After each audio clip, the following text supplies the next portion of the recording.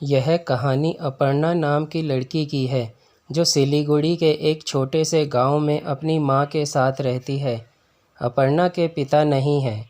वह जब 5 साल की थी तभी उसके पिता का स्वर्गवास हो गया था। अपर्णा अपने माता पिता की इकलौती संतान है जिसने अभी अभी अपने 15वें साल में कदम रखा है। अपर्णा ने इसी साल अपनी 8वीं क्लास पास की है और अब उसे आगे की पढ़ाई के लिए दूसरे स्कूल में एडमिशन कराना था, क्योंकि उनके गांव में जो स्कूल था वह सिर्फ 8वीं क्लास तक ही था और उससे आगे की पढ़ाई के लिए बच्चों को थोड़ा दूर दूसरे स्कूल में जाना पड़ता था। अपर्णा की मां ने भी उसका एडमिशन 9वीं क्लास में करवा दिया था। अब अपर्णा रोज़ सुबह अपनी साइकिल से स्कूल जाती और दिन में घर आकर अपनी मां के साथ घर के काम में हाथ बंटाती थी। इसी तरह दिन गुजरने लगे और 1 साल बीत गया। अपर्णा ने अच्छे नंबरों से 9वीं कक्षा भी पास कर ली और अब वह 10वीं क्लास में चली गई। 10वीं क्लास में पहुंचकर अपर्णा बहुत खुश थी। एक दिन वह अपनी साइकिल से स्कूल जा रही थी कि तभी एक लड़का उसके सामने आकर खड़ा हो गया। अपर्णा रुक गई। उस लड़के का नाम कबीर था, जो अपर्णा के ही स्कूल में पढ़ता था और उससे प्यार करता था।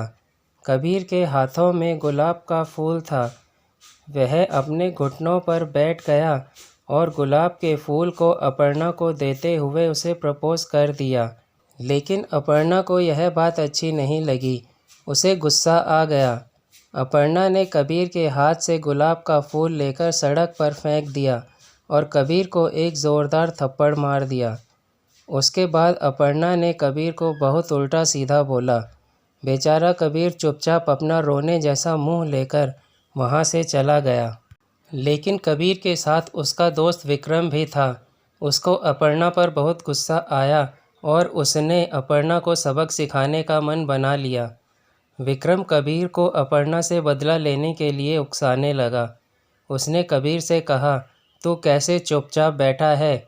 अपर्णा ने तेरी इतनी बेइज्जती की, तुझे इतना भला बुरा कहा, यहाँ तक कि उसने तुझे थप्पड़ तक मार दिया, लेकिन तुझे फिर भी कोई फ़र्क नहीं पड़ रहा है। अगर उसे तेरा प्रपोज़ल एक्सेप्ट नहीं करना था तो सीधे सीधे मना भी कर सकती थी। इतना सब कुछ करने की क्या ज़रूरत थी? हमें उसे ऐसे ही नहीं छोड़ना चाहिए। हमें भी उसे ऐसा सबक सिखाना चाहिए जिससे वह कभी ना भूल पाए। पहले तो कबीर मना करता रहा, लेकिन विक्रम के बार बार उकसाने पर उसे भी अपर्णा पर गुस्सा आने लगा और उसने सोचा कि विक्रम सही बोल रहा है, हमें उसको अच्छा सबक सिखाना होगा। क्या समझती है वह अपने आप को?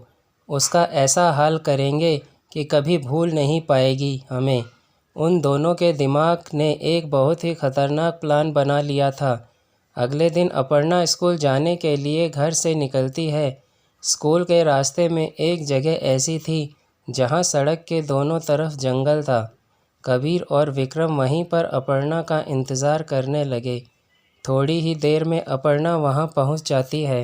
वह अपनी साइकिल से जा रही थी कि कबीर और विक्रम दोनों उसकी साइकिल के सामने आकर खड़े हो गए। अचानक दोनों के सामने आने से अपर्णा ने साइकिल रोक दी और उन दोनों से कहा, क्या बात है, मेरा रास्ता क्यों रोका तुमने? पिछली बार क्या हुआ था भूल गए क्या, जो दोबारा अपनी बेइज्जती करवाने आ गए हो? इतने में विक्रम कहता है, तुम्हें बहुत घमंड है खुद पर। दूसरों की बेइज्जती करने में बड़ा मज़ा आता है तुम्हें, लेकिन आज हम सारा हिसाब बराबर कर लेंगे।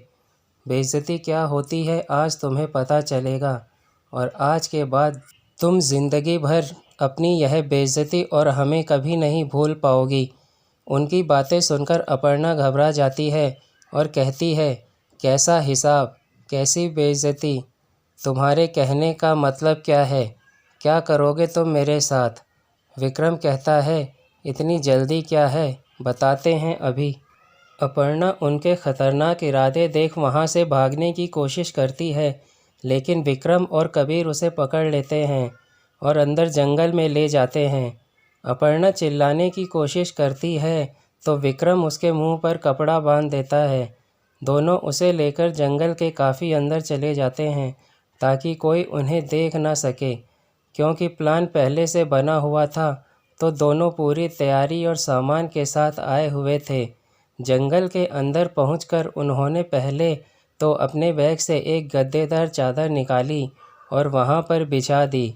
उसके बाद विक्रम ने कबीर से कहा, भाई अब अपनी बेइज्जती का बदला ले ले जी भर कर।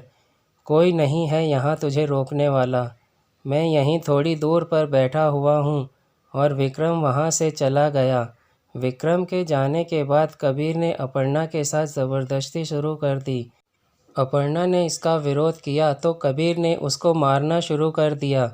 इसके बाद वह अपर्णा की अस्मत के साथ अपनी हवस को पूरी करने लगा। अपर्णा दर्द के मारे चिल्लाती रही, लेकिन कबीर पर उसका कोई असर नहीं हुआ और वह अपर्णा के विरोध करने के बाद और अधिक ताकत से उस पर प्रहार करता। इसी तरह 2 घंटे तक कबीर अपर्णा के साथ ज़बरदस्ती करता रहा और 2 घंटे के बाद जब उसका मन भर गया तो उसने उसे विक्रम के हवाले कर दिया। अब विक्रम भी अपर्णा के साथ मनमानी करने लगा। उसने भी 1 घंटे तक अपर्णा को अपनी हवस का शिकार बनाया और तब जाकर उसे छोड़ा। विक्रम और कबीर दोनों ने जब अपर्णा से अपनी बेइज्जती का बदला ले लिया तो उन्होंने अपर्णा को धमकी दी कि अगर इसके बारे में किसी को बताया तो अच्छा नहीं होगा। बेचारी अपर्णा, उसने भी शर्म और डर के मारे किसी को कुछ नहीं बताया। लेकिन एक सुबह जब वह स्कूल जाने के लिए तैयार हो रही थी तो अचानक उसे उल्टी आने लगी। शक होने पर उसने अपना टेस्ट किया तो रिज़ल्ट पॉजिटिव निकला। मतलब कि अपर्णा अब प्रेग्नेंट हो चुकी थी। उसने अपनी माँ को सारी बात बता दी, लेकिन अपर्णा की माँ उस पर आग बबूला हो गई। उन्होंने उसकी एक बात पर विश्वास नहीं किया और उसको मारने पीटने लगी। उसकी माँ ने कहा, यही सब करने जाती है तू स्कूल? चल निकल जा मेरे घर से, चली जा यहाँ से। घर से निकाले जाने के बाद अपर्णा कबीर और विक्रम को ढूंढते हुए उनके पास पहुँच गई, जो उस समय उसी जंगल के आसपास घूम रहे थे। अपर्णा उनसे कहने लगी, तुमने मेरे साथ क्या कर दिया? मैं प्रेग्नेंट हो गई हूँ। मेरी माँ ने भी मुझे घर से निकाल दिया है। अब मैं कहाँ जाऊँ? अपर्णा की बात सुनकर विक्रम और कबीर दोनों घबरा गए। डर के मारे उनकी सिट्टी पिट्टी गुल हो गई। विक्रम सोचने लगा, कहीं यह पुलिस के पास पहुँच गई तो हम दोनों को जेल की हवा खानी पड़ जाएगी। इसलिए उसने कबीर से कहा, भाई तू तो इसे प्यार करता है ना, तू इसको अपने साथ ले जा, इससे शादी कर ले तू। नहीं तो कहीं यह पुलिस के पास चली गई तो हमें जेल की हवा खानी पड़ जाएगी। अपर्णा की बातों से कबीर पहले ही डरा हुआ था, तो वह भी विक्रम की बात को मान गया और अपर्णा को अपने साथ ले जाने के लिए तैयार हो गया। कबीर अपर्णा को लेकर वहाँ से जाने लगा। अभी दोनों थोड़ी ही दूर पहुँचे होंगे कि विक्रम पीछे से हाथ में एक मोटा सा डंडा लेकर आ गया और उसने अपर्णा के सिर पर एक ज़ोरदार वार कर दिया। सिर पर ज़ोरदार प्रहार से अपर्णा वहीं पर गिरकर बेहोश हो गई।